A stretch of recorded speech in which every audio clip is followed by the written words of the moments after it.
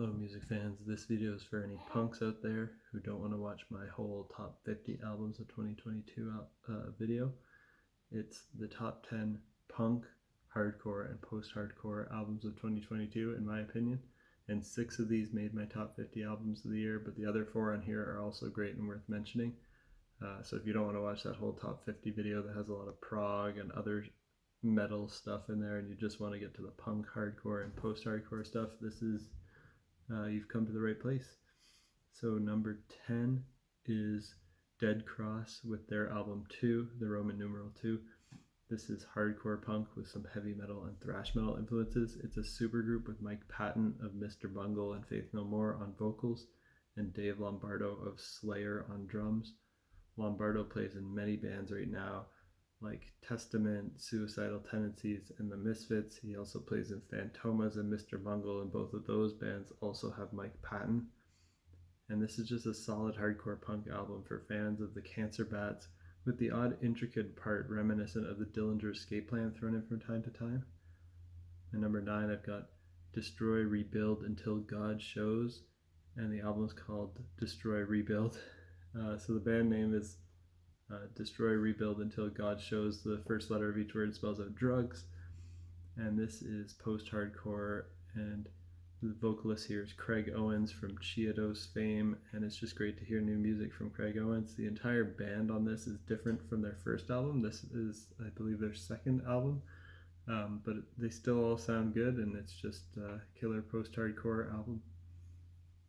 At number, where am I at? 8. Alexisonfire with Otherness. This is also kind of post-hardcore. It's their 5th album, but it's been 13 years since the last one. Another solid release from this band who's been inactive for a while. Great to see them back. Admittedly, I'm not the biggest fan of them, but I do enjoy their work. And number 7, I've got Donovan, Melero, and his album Chelsea Park After Dark. And this is kind of post-hardcore with the emo and pop influences in there.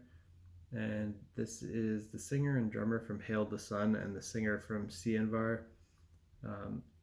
You shouldn't listen to this if you can't tolerate the whiny emo style vocals, but if you can get past those, the songwriting and melodies and harmonies on here are just really good. Number 6, I've got Pup with the Unraveling of PUPTheBand. This is punk rock with some pop and post-hardcore influences. It's their 4th album, just a really cool album. Even the prog fans that watch my channel could potentially like this because they do time signature changes and it flows like a concept album, so it's a little bit more sophisticated and it's pretty interesting and cool. Whoa, my shirt just changed color. Had to do a little cut there. Number 5, I've got Cancer Bats with Psychic Jailbreak. This is hardcore punk with sludge metal and metalcore influences. It's their 7th album, and I think it's their best album yet. They're always a really fun band. I love their guitar riffs, love the vocal energy, love that they brought in some time signature changes on this album. If you're a fan of Every Time I Die and Norma Jean, you'll like this. Number 4, I've got Billy Talent with Crisis of Faith. This is punk rock with some alternative rock, post-hardcore, and pop influences. It's their 6th album, and they've been consistently putting out quality material since their first album. This is no exception. I like how it's a short album. It's just over 36 minutes, but there's a lot of variety. It starts with Forgiveness 1 and 2, which is kind of their first progressive rock song.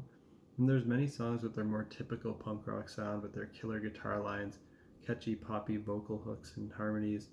And then they have a song like Judge that borders on a hardcore punk territory.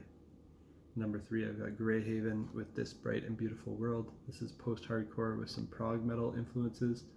It's their 3rd album, really solid post-hardcore album with some proggy influences in there, tempo changes, nice catchy clean vocal hooks, solid screams as well, cool breakdowns with panic chords.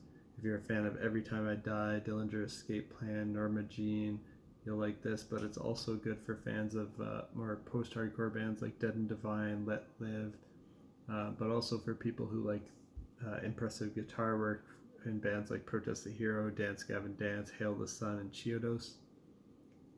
Number 2, I've got Dance Gavin Dance with Jackpot Juicer. This is post-hardcore with experimental, progressive, and math rock influences. Their 10th album.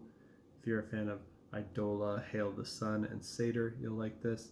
There's some Protest the Hero vibes in here too, some high-pitched emo sounding clean vocals with some hardcore screams sprinkled in, busy lead guitars that almost never take a break, cool fast drum parts. And my favorite album in this punk, hardcore, and post-hardcore category of this year is Satyr with their album Totem. And this is post-hardcore, again with some prog metal, gent, mathcore influences. It's their second album, again for fans of like Protest the Hero, Idola, Capstan, more great guitar parts, lots of great singing vocals and screaming vocals. And that's it for this list. Until next time, peace out.